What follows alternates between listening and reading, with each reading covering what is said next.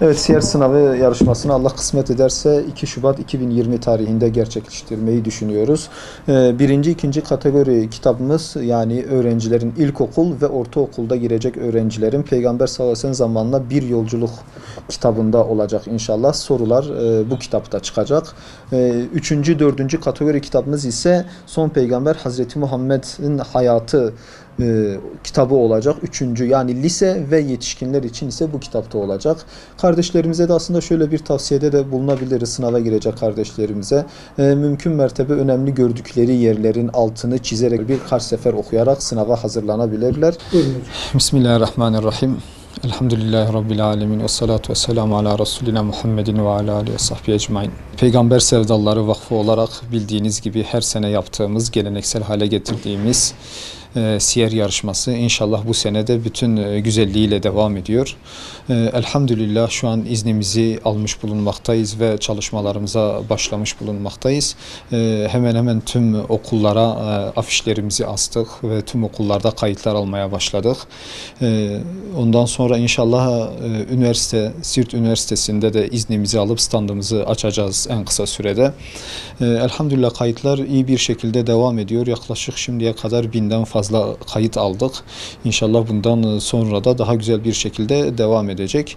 Bildiğiniz gibi ortaokullar, ilkokul, ortaokul, lise ve yetişkinler olmak üzere 4 kategoride sınav yapacağız. İnşallah bu şekilde sınavımızı gerçekleştireceğiz. Sınavın son başvuru tarihi 17 Ocak.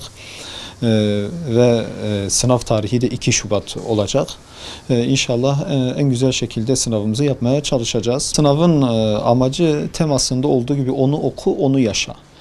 Yani Peygamber Efendimiz'i okuyup yaşamak, onun hayatını iyi bilmek, bu şekilde onu tanıdıktan sonra hayatımıza yer etmesi için bunun çabası içindeyiz.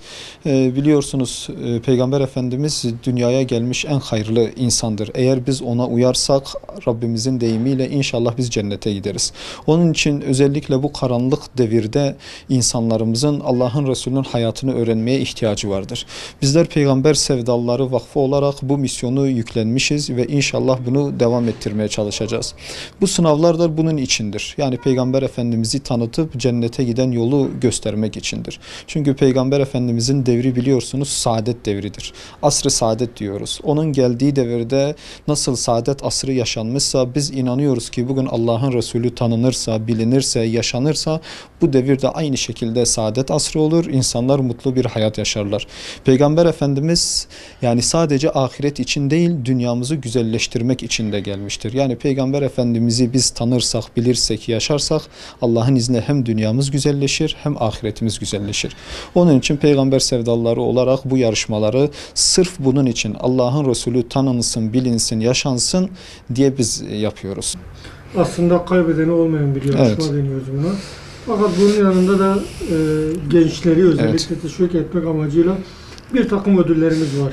Biraz bunlardan da bahsedebilir misiniz? Tabii ki. Bildiğiniz gibi evet, yaklaşık 2000'e yakın ödülümüz var. Her çeşit, her yaştan herkese ulaştırabileceğimiz ödülümüz var. Tabii ki Peygamber Efendimiz'i okumak, onu anlamak en büyük kazançtır. Tabii bunun yanında hediyelerimiz de var. Tablet var, umre ödülü var.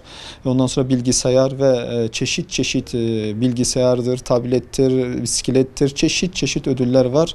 Bu şekilde halkımızı da ondan sonra gençlerimizi de özendirmeye çalışıyoruz.